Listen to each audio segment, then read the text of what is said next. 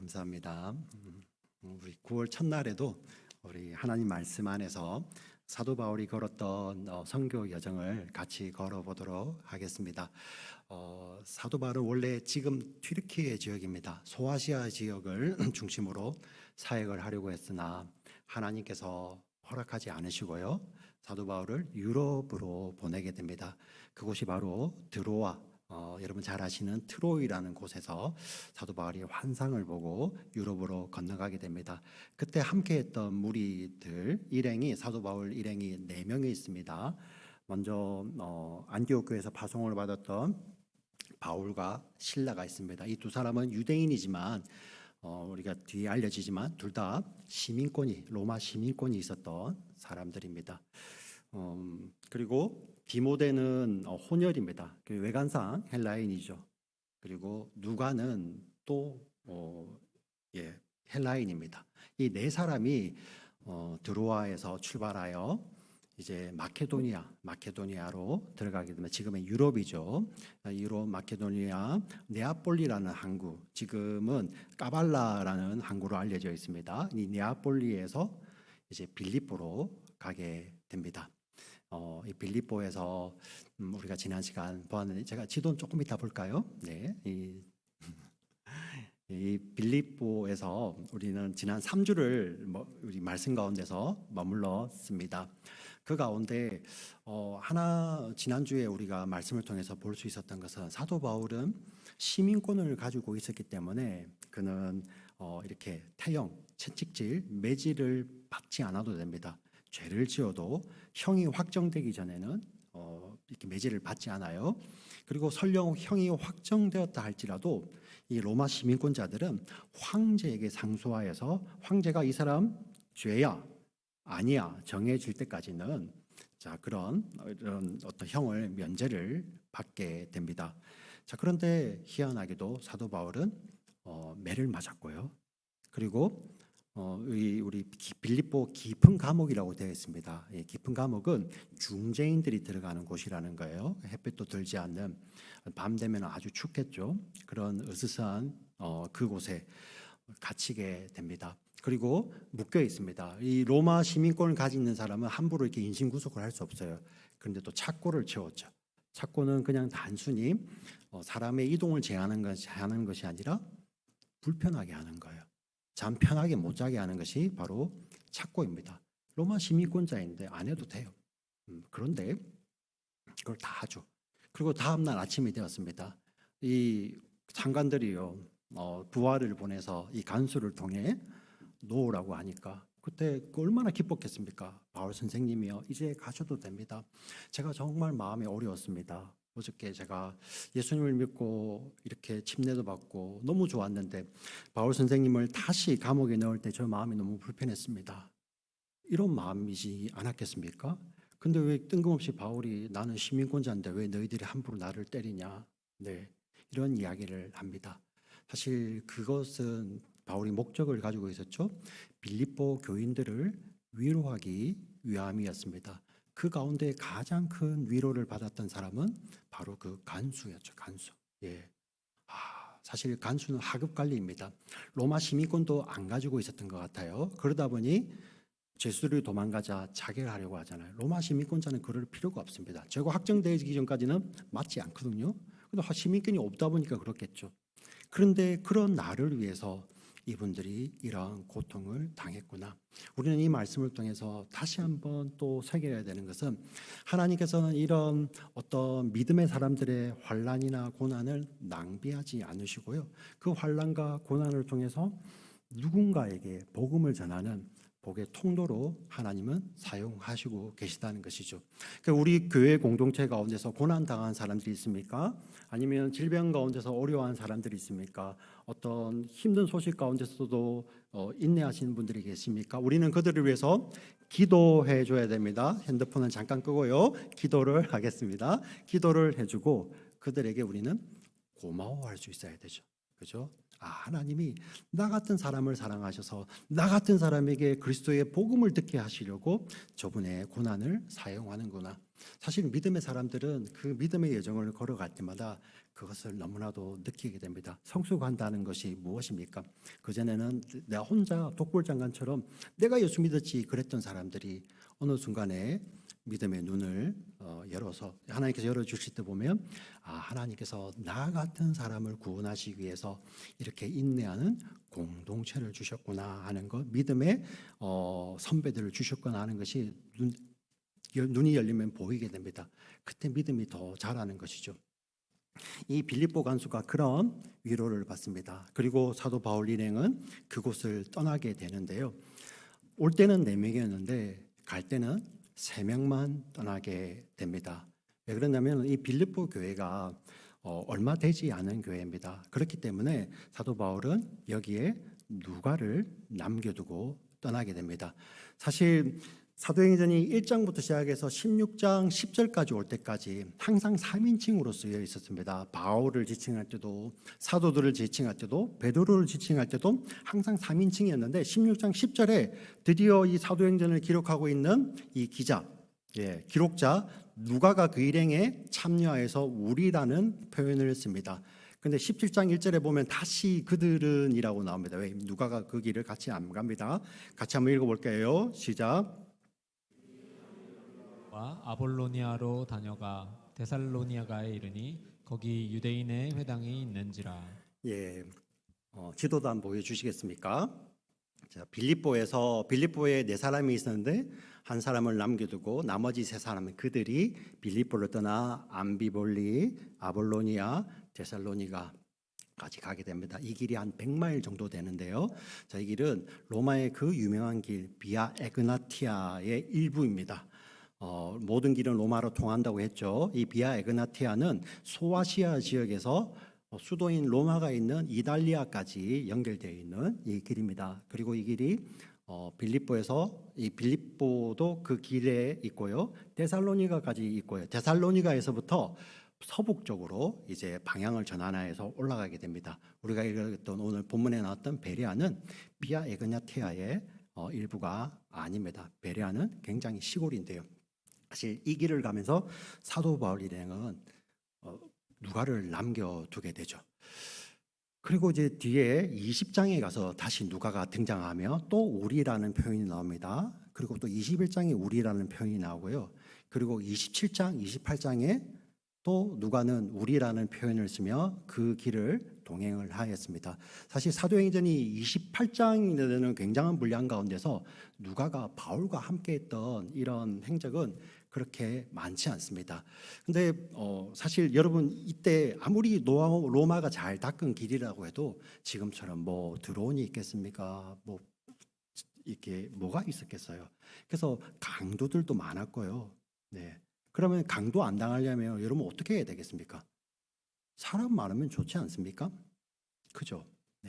목적이 나의 안전이라면 어떻게 해서든 같이 많이 가면 좋을 것 같은데 사도 바울 일행이 보시면 항상 어느 순간에 보면 바울이 그곳에 사람들을 남겨두고요. 심지어 뒤에 보면 이 데살로니가를 떠났다가 베레아를 거쳐서 바울이 아덴을 지나 고린도로 가게 됩니다. 그 고린도에 갈 때 바울이 빨리 신라와 디모데로 오라고 해놓고 고린도에서는 디모데가 오면 또 바로 데살로니가로 다시 보내버려요. 이유가 딱 하나였어요. 나 편안하고 너 교회를 위해서요. 그 공동체를 위해서. 지금 빌립보도 마찬가지죠. 그 빌립보를 위해서 누가를 남겨두게 됩니다. 사실 우리가 이 말씀을 주의 깊게 읽지 않으면 보이지 않는 말씀이 있는데요. 여러분 누가가 어떻게 보면 사도 바울과 함께 동행을 하게 되면 귀한 부르심을 받았으면 얼마나 멋집니까? 그런데 그 사도 바울의 사역 가운데서 그렇게 많이 하지는 않습니다. 그런데 결정적으로 27장, 28장에 가면 사도 바울이 정말 배가 파선이 되어서 로마로 가는 배가 파선이 되어서 죽을 고비를 넘깁니다. 심지어는 그 배를 이끌어가는 선장들도 그들이 이건 우린 끝났다. 이 배는 끝났다고 하고 배를 버리려고 하는 그 순간까지 그리고 정말 파선이 됩니다. 물 안에 다 떠내려가는 그 자리에 누가가 함께 있습니다. 그리고 마지막에 28장 마무리할 때까지도 누가가 거기에 함께 있죠. 자, 그리고 여러분 사도 바울이 맨 마지막으로 보내었던 우리 디모데후서라는 그 편지에 그 내용이 나옵니다. 디모데후서는 사도 바울이 유언과 같이 남긴 편지 있는데 그가 사랑하였던 디모데에게 빨리 와서 나 좀 보자. 왜? 죽음을 직감했기 때문입니다. 마가도 데려오고 내가 너무 추우니까 옷도 좀 가져다 줘. 어떤 마음인지 아시겠죠? 그리고 내가 사랑했던 그 책 있잖아. 가죽으로 된 책, 성경. 그거 좀 가져다 줘. 예. 그때 그 이야기를 하면서 이런 표현을 합니다. 누가만 나와 함께 있다라고 이야기를 합니다. 마지막을 함께 하는 거죠. 저는 이 말씀을 묵상하는데 굉장히 은혜가 되더라고요. 특히 우리 탈라시하고 막 대비가 되는 거죠. 사실 이렇게 평생을 같이 다녀도 좋겠지만 예, 누가 같은 경우는 이 바울과 함께 겹치는 동생이 몇 안 됩니다. 예, 몇 년이 될지 얼마가 될지는 몰라요. 그런데 마지막을 함께 하고 있더라고요. 예. 사실 우리 탈라시도 마찬가지잖아요. 공부하러 오신 분들 짧게는 1년, 우리 예전에 유진 자매 같은 경우는 6개월 있다 갔는데 후노죠. 누가 알았겠어요? 지금 또 결혼하고 다시 돌아올지. 6개월, 짧게는 6개월, 그 다음 1년, 2년, 3년 계신 분들, 박사하신 분들은 5년 이렇게 계시다가 떠나시게 되겠죠. 네. 근데 그 믿음의 여정을 전체를 열어놓고 보면 마지막은 함께 하더라고요. 마지막은 언제 함께 할까요? 네. 이 자리에서 사실 예수님께서 지금 이때 오시면 우리는 다 같이 주님을 만나겠죠. 그러나 주님께서 우리 생에 안 오신다면 순서대로 불러가실 것입니다. 네, 순서대로. 그런데 그때 어떤 사람들은 천국에서 먼저 기다리고 있겠죠. 누가가 바울의 마지막을 봅니다. 바울이 잠수행을 당합니다. 네, 그때 어떤 마음이었을까요? 누가가요. 제가 잘 모르겠지만 이 표현을 해드릴게요. 제가 달라스에 있었습니다. 거기는 어른들이 많이 계셔서 한 해에는 한 10분 정도가 하나님의 부르심을 받으셨어요. 거기는 그렇게 80 이상 되신 분들이 그렇게 많으셨어요. 80, 90 되신 분들이 이 달라스 지역은 또 특징이 뭐냐면은 퓨너럴을 할 때 항상 그 고인이 교회에 옵니다. 그 예배당에 와서 같이 드리고 인사를 하는데 그 뷰잉이라고 하죠. 저희들은 젊은 사람들이니까 예, 축가도 하고 제가 죄송합니다. 제가 표현을 잘못했습니다. 조가합니다. 조가. 축가는 결혼식 때 하는 건지 그죠? 조가도 하고 네, 마음이 애석한데 그 어른들이 꼭 하셨던 말씀이 있었어요. 네, 저는 지금도 잊을 수가 없습니다. 예, 그 어른들이 지나가시면서 누워 계시는 고인의 손을 잡으시면서 조금 이따 만나요. 조금 이따 만나요. 네, 그러시더라고요. 누가가 그런 마음이지 않았겠습니까? 지금 이 사도행전은 이제 사도 바울의 사후에 지금 쓰고 있는 것이 사도행전입니다. 누가가 그들이 우리가 라는 표현 가운데서 그런 마음이 그대로 녹아 있는 것이죠. 사실 우리 탈라시에 있으면서 이렇게 몇 년 만에 정말 사랑했던 사람들 금방금방 떠나게 될 때 정말 마음이 아프고 하나님 안 헤어졌으면 좋겠어요. 너무 좋으니까요. 네. 근데 하나님께서는 그런 믿음의 여정 가운데서 헤어짐은 있지만 약속하신 것이 있어요. 마지막에는요, 우리 서로가 조금 이따 만나요 했다가 다시 눈을 떴을 때는 잘 오셨습니다. 거기에 있다는 거죠. 네. 잘 돌아오셨습니다. 너무 좋지 않습니까? 네. 그러한 이 하나님의 마음이 우리를 향한 하나님의 계획이 사도행전 가운데 그대로 녹아 있는 것입니다. 자, 이 길을 바울 일행이 갔습니다. 데살로니가라는 곳에 이르렀습니다. 이 데살로니가는 이 당시 마케도니아의 수도입니다. 탈라시 같은 곳이죠. 인구가 한 12만 명 정도 되는데요. 데살로니가라는 이름은 여러분 잘 아시는 알렉산더 대왕이 있죠. 알렉산더 대왕의 사후에 그 신하들이 지역을 나눠서 다스리게 됩니다. 왕이 되는데요. 이 카산드라라는 이 왕의 부인이 누구냐면 바로 알렉산더 대왕의 이복 동생입니다. 그 여인의 이름이 데살로니가예요. 그 이름을 따서 정합니다. 그렇게 사랑하는 아내를 위해서 이름을 정할 정도면 굉장히 귀하게 여기는 도시죠. 그래서 이 로마 시대에 인구가 12만 정도 이상이 되는 아주 큰 도시였습니다. 지금도 이 다살로니가는 그리스에 가면은 아테네를 이어서 두 번째로 큰 도시입니다. 굉장히 큰 도시죠. 그 도시에는 어떻게 보면 굉장히 상업도 발전했고요, 학문적으로 발전했고요. 그래서 돈 있는 사람들도 많고 많이 배운 사람도 많고, 그리고 어떤 우리 탈라시에 보면 주정부도 있고 하지만 이 워싱턴 DC에 가면 연방 정부가 있지 않습니까? 그런 정부와 같은 모습이 있어서 거기에 고위직들도 많이 있었어요. 제가 이제 드리는 설명이 뒤에 베레아하고 연결이 됩니다. 자, 이곳에 가서 사도 바울이 복음을 전합니다. 거기는 유대인들도 많았던 것 같아요. 유대인 회당에 가서 3안식일을, 3번의 안식일 동안 복음을 전하는데 어떤 내용을 했는지 2절 3절 말씀을 같이 한번 읽어보도록 하겠습니다. 같이 읽겠습니다. 시작. 바울이 자기의 관례대로 그들에게로 들어가서 새 안식일에 성경을 가지고 강론하며 뜻을 풀어 그리스도가 해를 받고 죽은 자 가운데서 다시 살아나야 할 것을 증언하고 이르되 내가 너희에게 전하는 이 예수가 곧 그리스도라 하니. 사실 구약 성경을 읽어보면 이 내용이 직접 나오진 않습니다. 그런데 어떻게 이것이 뜻을 풀어서 그리스도가 해를 받고 죽은 자 가운데서 다시 살아나야 할 것을 이 구약 성경을 통해서 증언을 할 수 있었을까? 도대체 구약 성경이 어떤 내용일까? 자, 구약과 신약에 공통적인 특징이 있어요. 첫 번째, 이 성경은 어떤 책인가? 첫 번째, 하나님이 누구이신가? Who is God? 하나님이 누구이신가를 나타내는 성경이 바로 성경입니다. 따라오셨습니까?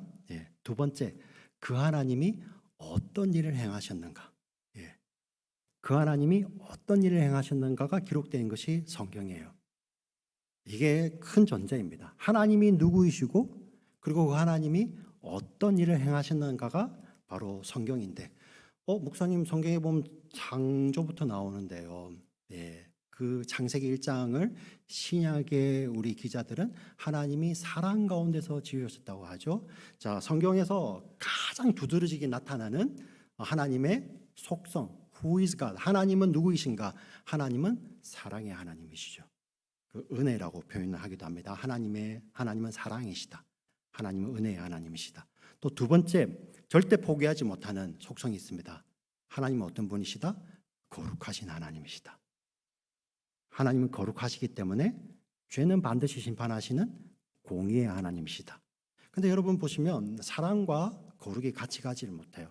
하나님은 사랑하시기 때문에 은혜를 베푸셔서 반드시 구원하셔야 되는데, 하나님은 또 거룩하셔서 반드시 죄는 심판하셔야 되잖아요. 이 모순에 빠져 있는 것이 우리 인생이에요. 그래서 우리 인생은 늘 딜레마라고 하잖아요. 그죠? 끼어 있어가지고 이러지도 못하고 저러지도 못하는 그런 인생인데 도대체 어떤 내용입니까? 사실 구약을 읽어보면 어떤 부분에 가면은 자녀들하고 읽다가 야 건너뛰어. 창세기 38장 다말 사건 가면은 우와, 이걸 우리 어린아이들이 이게 무슨 내용이야 물어보면 설명할 수 없어요. 그런 내용들이 많아요. 여러분 그 레위기 법에 가면은 정말 적나라한 법들도 있습니다. 도대체 이게 뭐지? 그리고 또 하나님이 너무 끔찍하시잖아요. 다 심판해 버리셔. 근데 이게 도대체 하나님 사랑이시라면서. 자, 여러분 잘 보시면 이 죄라는 것이 근원이 있었어요. 죄는 이렇게 근원이 보면 사람이 하나님의 자리에 올라서려는 그게 원인이 되어서 그 불순종에서 시작이 되는데, 그래서 이제 죄의 근원과 죄의 상태가 있고, 그리고 죄의 상태에서 겉으로 드러나는 행동들이 있죠. 우리 사람들은 겉으로 드러나는 나쁜 짓을 죄라고 하지만 성경이 말하는 것은 그 상태와 함께 그 원인까지도 다 죄라고 이야기를 해요. 자, 그런데 그 죄에 대해서 아주 적나라하게 구약 성경은 이야기를 하고 있습니다. 그러면서 그 죄는 하나님께서 반드시 심판하신다고 하세요. 왜? 거룩하신 하나님이시니까. 근데 놀라운 거는 하나님이 사랑이시기 때문에 어떤 일이 벌어지냐면 그 죄는 반드시 심판하시는데 그 죄를 지은 죄인을 하나님이 사랑하시는 거예요. 죄를 지은 죄인을 사랑하시는 거예요. 근데 더 놀라운 거는 그 죄 가운데 있는 죄인 가운데 거울 하나 있으면 딱 꺼내 두시면 됩니다. 거울 앞에 있는 내가 있는 거죠.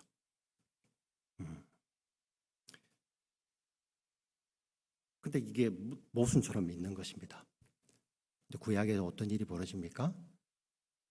하나님 반드시 죄를 심판하시는데, 근데 하나님 사랑하신 죄인이 있는 거예요. 그죠? 근데 하나님께서 뭘 하십니까? 대속의 개념, 제사가 등장 안 합니다. 죄 없는 짐승이 죄인을 대신해서 죽는 거예요. 여러분, 양이 무슨 죄를 지었습니까? 양이 여러분들처럼 거짓말합니까? 양이 여러분들처럼 사람을 미워합니까? 막 죽이고 싶어 합니까? 예. 양이 막 여러분들처럼 막 가심 만듭니까? 제가 여러분들이라는 표현을 써서 죄송합니다. 저처럼, 예, 우리처럼, 누가의 표현처럼 우리처럼 그렇게 합니까? 아니죠. 근데 성경은 또 이야기합니다. 흠 없는 양이 그를 대신하여 죽는 것입니다. 죄는 반드시 심판하시는데 그 죄인을 하나님께서 사랑하셔서 양이 대신 죽는 거예요. 네. 그래서 죄가 씻어집니다. 근데 문제는 뭐냐면, 근데 그 하나님은 또 공의의 하나님이시라면서요. 죽은 양은 어떻게 해요? 네. 하나님께서 창조하셔서 좋았다고 하셨던 그것인데, 그 양은 예수 그리스도를 예표하는데요. 그 대신 죽으셨던 분이 하나님은 공의의 하나님이시기 때문에 의로운 분이 죽으면 반드시 살려내셔야 돼요. 그래서 여러분, 이제 선지서에 가서 보면 하나님께서 그날에 내가 회복시키실 것이다. 의인을 새롭게 일으키실 것이고, 내가 정말 새 하늘 새 땅을 열어가며 새 나라를, 새 예루살렘, 새 이스라엘 다 새로운 약속을 주시는 거예요. 그게 어떻게 이루어질까요? 그게 바로 예수님의 부활로 연결이 되는 것입니다. 그러면 양의 죽음은 무엇으로 연결이 되죠? 예수님의 십자가 죽음으로 연결이 되는 거예요. 그래서 여러분, 정말 구약을 읽으면서 이거는 내 아들하고 내 자녀하고 같이 읽지 못하는, 심지어 옆에 있는 여러분 목장 모임하면서 읽으려면 막 내가 이거 읽어도 될까, 그런 내용들을 읽을 때 그 참혹함이 우리라는 거, 예, 그 참혹함이 우리라는 거. 네. 그리고 정말 하나님의 심판이, 하나님의 속성이 나타나서 심판하실 때 그 참혹한 심판이 바로 우리가 당할 심판인데, 그게 바로 십자가라는 것을 우리가 보게 되죠. 네. 우리가 그걸 믿어요. 근데 만약에 예수님께서 안 살아나셨다면, 부활하시지 않으셨다면 우리가 예수님을 아무리 믿어도 우리는 생명이 없는 거죠. 그러나 하나님께서 약속하셨던 것처럼, 네, 새로운 생명을 주시죠. 예수님 살아나실 때 우리는 그 안에서 이제 생명을 얻게 되는 거예요. 그래서 구약을 읽으면서 예수님께서 우리 죄를 위해서 대신 죽으시고 묻히셨다가 부활하셔서 새 생명을 주신다는 그 내용이 바로 우리에게 그대로 연결이 되는 거예요. 왜? 하나님이 어떤 분이시고 하나님이 무슨 일을 우리에게 행하셨는지를 그대로 보여주기 때문에 그 안에 죄인을 사랑하신 하나님이 보이는데 거기에 내가 있는 거죠. 그래서 그 끔찍한 장면을 보면서도 하나님의 사랑이 느껴지는 거고, 그 심판을 보면서도 이 심판, 하나님께서 이 최후에 벌일 이 심판을 우리를 위해서 예수님께 대신 퍼부으셨구나. 그래서 하나님의 거룩과 하나님의 공의와 하나님의 진노가 나타나는 그곳에서 우리는 하나님의 은혜를 경험하는 거예요. 할렐루야. 네, 이 내용을 설명을 했죠. 그러자 이 헬라의 기부인들이 깜짝 놀란 거예요. 야, 헬라의 사람들이 그런 하나님 너무 좋은 거죠. 삶이 바뀝니다. 바울과 신라를 따랐다고 하죠. 오늘 표현해보니 4절 같이 한번 읽어볼까요? 4절 같이 읽습니다. 4절 5절 4절 읽습니다. 시작. 그 중에 어떤 사람 곧 경건한 헬라인의 큰 무리와 적지 않은 귀부인도 권함을 받고 바울과 신라를 따르나. 이 따르다라는 표현이 삶의 방향이 바뀌는 거예요. 바울 일행이, 바울이 따랐던 그 말씀을 따라서 헬라인들이 바뀌는 거예요. 이것도 놀라운데요. 뭐 얼마나 시간이 갔겠습니까? 우리 사도행전의 맥락에서는 주님께서 그들의 마음을 열어주셨기 때문이죠. 근데 참 안타깝고 놀라운 것이 이 유대인들은 이걸 받지를 못합니다. 신기하게요. 우리 복음서를 읽어보면 하나님의 아들이 이 땅에 친히 오셨는데도 안 받죠. 예. 그리고 하나님의 아들 예수님께서 너가 나를 대신해서 가야 돼 이렇게 직접 보내신 자들이 가서 전해도 안 받습니다. 예. 유대인들 너무 희한하잖아요. 그렇게 하나님 말씀 잘 알고 근데 안 받습니다. 마음을 열어주셔야 돼요. 저희들이 막 소동을 일으킵니다. 바울 일행 우리 가서 다 잡을 거야. 그래서 어느 집에 있지? 지금 아마 데살로니가 교회는 야손의 집에서, 야손은 영어식 이름으로는 제이슨입니다. 제이슨 집에 모여 있구나. 우리 제이슨 집에 가자. 네, 다 잡으러 갔어요. 마침 거기에 바울과 실라 일행이 없었던 거예요. 그런데 막 네가 이 집에 데려다가 이 데살로니가 관리들에게 다 데리고 갑니다. 자, 그런데 사실 야손은 전에도 계속 있던 사람이거든요. 네, 뭐 낯선 이가 아니잖아요. 자, 그러니 어떻게 합니까? 오늘 본문에 보니까 보석금을 받고 놓아줬다. 이 돈을 지불했다는 말은 아니에요. 번역이 조금 그런데요. 약속을 받고 놓아줘요. 어떤 약속입니까? 다시는 우리 집에 들이지 않겠다. 그래서 그 밤에 떠나는 거예요. 9절 10절 읽어볼까요? 9절 10절.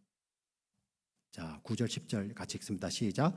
야손과 그 나머지 사람들에게 보석금을 받고 놓아주니라. 약속을 받고 놓아줍니다. 그래서 밤에 형제들이 급복 바울과 실라를 베레아로 보내니 그들이 이르러 유대인의 회당에 들어가니라. 아멘.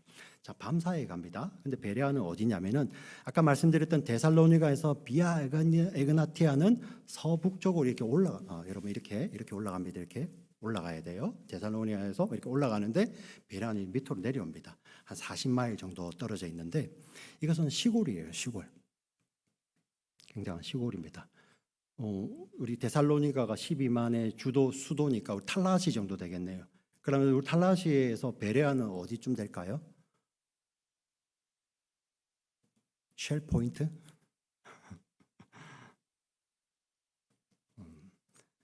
사실 여러분들 제가 설명을 드려야지 이게 어떤 감이 오지만 이 사람들이 갑자기 사도 바울 일행이 비아게나티아를 타고 가다가 왜 저기 갔을까? 네.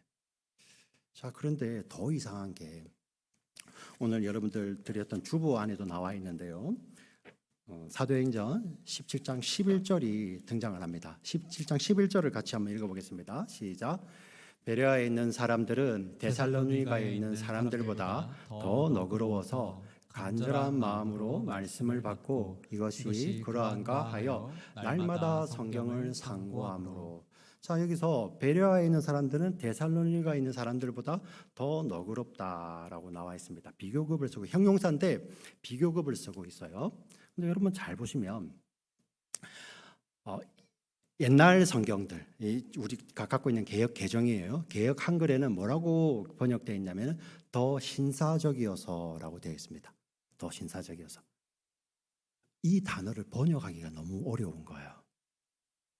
예.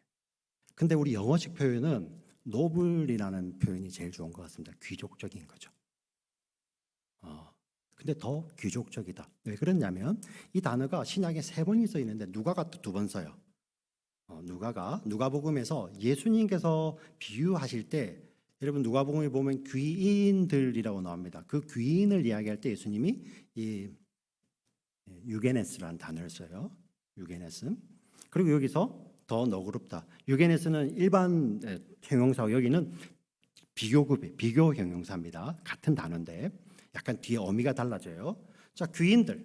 그 여기는 더 신사적. 더 너그러움, 더 귀인들. 그리고 고린도 전서 1장에 가면 사도 바울이 이 고린도 교회를 향하여서 편지를 쓰면서 너희의 부르심을 보라. 너희 중에서 이렇게 부한 자도 없고 힘 있는 자도 없고 그냥 하나님께서 부르실 때 너희들 뛰어나서 부른 것이 아니라 하나님께서 그 부르심 때문에 너희들이 성도가 되었다는 표현을 하면서 이 단어를 또 쓰는데 거기에서는 고린도 전서에서는 문벌 좋은 자라고 이야기를 합니다.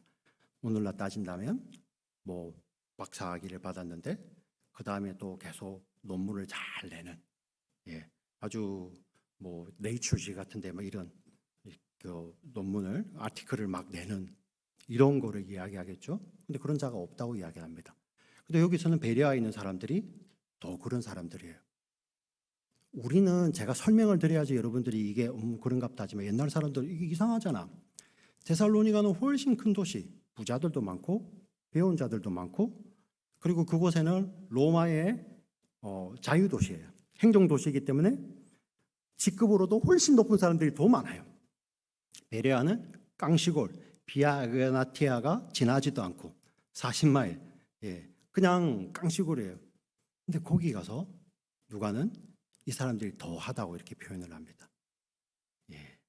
여기서 이 유네게스, 죄송합니다. 유게네 표현이 갑자기 헷갈리네요. 제가 이렇습니다. 왜 이 단어를 쓸까? 사전의 의미를 설명하기 위해서가 아니죠. 어떤 사람이 더 귀한지 누가의 눈을 통해서 하나님이 지금 이 말씀을 읽는 사람들에게 그대로 말씀하고 계시는 것. 내가 보기에 진짜 귀한 사람들. 사실 우리가 어떻게 보면 살아가면서 소셜 라이프를 하면서 좀 존귀하기를 원하잖아요. 근데 그 다른 건 아니죠. 남들에게 뭐 피해 덜 주고 그리고 나의 존재로 말미암아 다른 사람들에게 선한 영향력을 미치는 게 그게 좋은 거 아닙니까? 근데 그게 진짜 정의가 어떤지를 여기서 나오는 거예요. 이 단어를 가지고. 직위가 높은 사람, 학위가 많은 사람, 돈이 많은 사람 이렇게 이야기하지 않습니다. 누가는요. 어떤 사람은요. 간절한 마음으로 말씀을 받고 이것이 그러한가 하여 날마다 성경을 상고하는 사람들이라. 날마다. 성경을 상고하다라는 것은 깊이 생각하는 거예요. 깊이. 보면은 우리가 성경을 지식적으로 많이 아시는 분들은 그죠? 지금 이런 말씀을 들어도 은혜가 잘 안 되죠. 여러분 잘 보세요. 이런 맥락인 것 같아요. 지식이 늘어갔다는 의미가 아니라 사실 여러분 우리가 성격이 다 다르잖아요. 어떤 사람들은 성격 자체가 너그러운 분이 계세요. 그죠? 어떤 사람은 그냥 그 자랐던 환경이라든지 아니면 정말 부모로부터 물려받은 그 DNA에서 좁을 수도 있죠. 어떻게 할까요? 성격은 다 다르지만요. 우리는 그걸 천성이라고 표현하지 않습니까? 그러니까 여러분들 경험에서 아시지만 그 성격에서 나오는 성품은 달라질 수 있더라고요. 그죠? 거의 대부분은 같이 가지만 정말 어떻게 저런 환경에서 저런 성품이 나오지? 그런 분들 계시죠? 여기가 바로 그 맥락입니다. 우리가 가지고 있는 성격, 부모로부터 받았던 성격은 다 다르지만 이 말씀이 그거죠. 이 말씀을 간절한 마음으로 받을 때 그리고 그 말씀이 그런가? 그 말씀이 어떤 말씀이었습니까? 하나님이 우리를 사랑하시고 그 사랑하신 하나님이 어떤 일을 했던 거죠? 그래서 우리를 구원하셨잖아요. 그 성경을 읽을 때 그리고 아무 일 없었다? 아니요. 우리로 신의 성품에 참여하고 예수님과 똑같은 삶을 살기를 원하시는 것이 바로 하나님의 말씀이에요. 그렇지 않습니까? 예수님과 똑같은 삶을 산다는 건 뭐죠? 예수님처럼 말하고 생각하고 행동하는 거죠. 그걸 비춰보는 거죠. 이게 남에게 주는 말씀이 아니라 와 이거 오늘 보니까 누가 들어야 될 텐데 그런 말씀이 아니라 내게 주셔서 나의 성격은 다르지만 예수님과 같은 성품으로 살게 하시는 말씀이네. 결국은 이 하나님의 말씀이 사랑의 하나님 그 하나님의 말씀이 우리의 성격을 녹여내어서 예수님과 똑같은 성품으로 살게 하시는 말씀인지를 상고하게 하는 거죠. 저는 목사다 보니까 여러분들하고 성경 공부를 하게 돼요. 우리 교회만 봐도 제가 우리 목자님들하고도 성경 말씀을 나누기도 하고요. 유스 교사들하고 나누기도 하고 청년 리더들하고 나누죠. 특히 유스 교사들은 수요일 밤 9시 15분에 해요. 밤 9시 15분에서 10시 반까지 합니다. 밤에요. 시간이 없어가지고. 청년 리더들도 화요일 저녁에 7시에 합니다.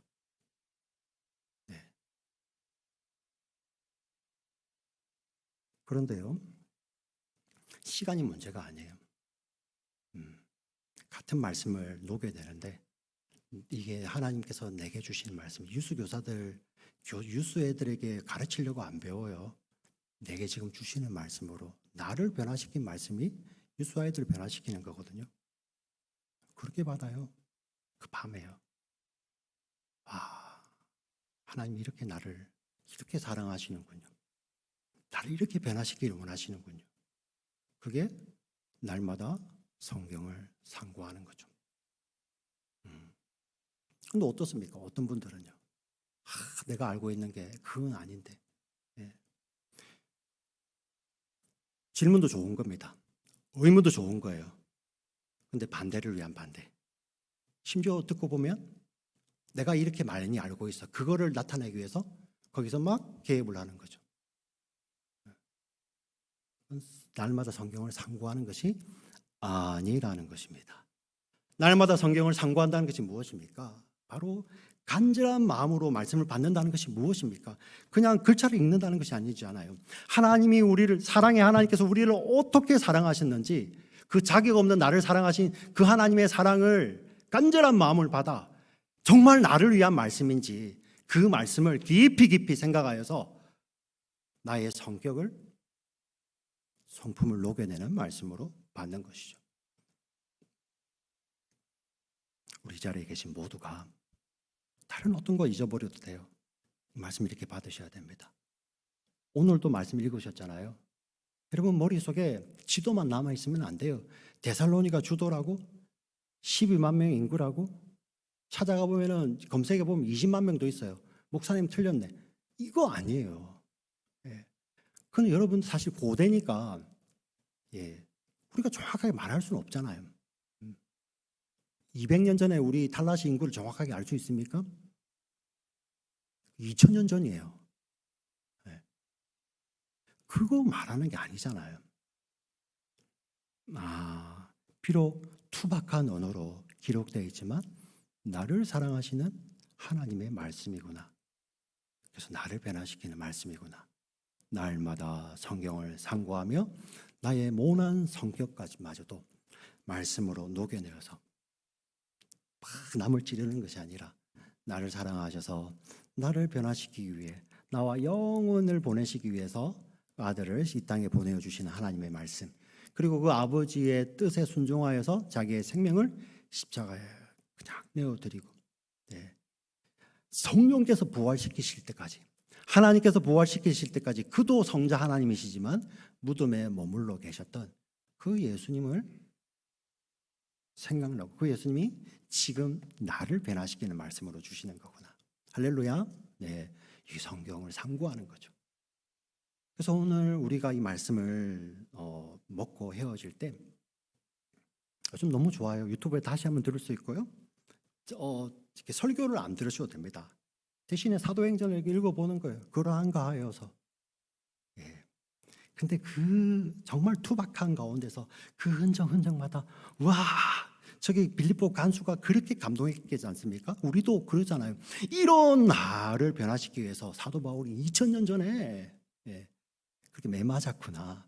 그래서 그 감옥, 그 차디찬 감옥, 그 밤에 선포된 주 예수를 믿으라. 그리하면 너와 내 집이 구원을 얻으리라, 구원을 받으리라는 그 말씀은 바로 나를 향한, 우리 가정을 향한, 우리 교회를 향한 하나님의 말씀이라는 것을 우리가 아멘으로 받으시며 그 하나님이 나의 성격을 녹여내셔서 말씀을 통해서 나의 성품을 예수님 꼭 닮은 성품으로 빚어가시는 이런 놀라운 말씀으로 받으시는 우리 모두가 되시기를 주님의 이름으로 부탁을 드리고 축원드립니다. 아멘.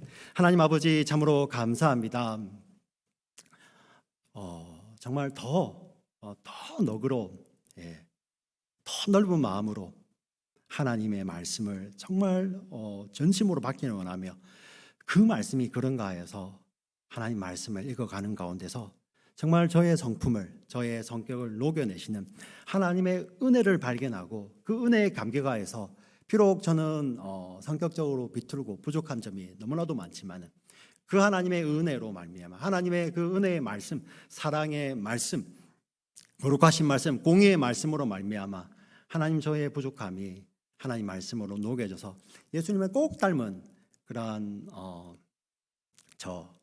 우리 달라시 공동체, 그리고 유튜브를 통해서 이 말씀을 들으시는 우리 모든 사랑하는 믿음의 식구들 다 될 수 있도록 주여 인도하여 주시고, 성령님 이 일을 꼭 우리 가운데서 이루어 주시옵소서. 우리의 마음을 열어 주시옵소서. 우리가 사모합니다. 간절히 사모합니다. 성령님 우리 안에서, 우리 공동체 안에서, 그리고 나의 마음 안에서 역사하여 주시옵소서. 살아계신 우리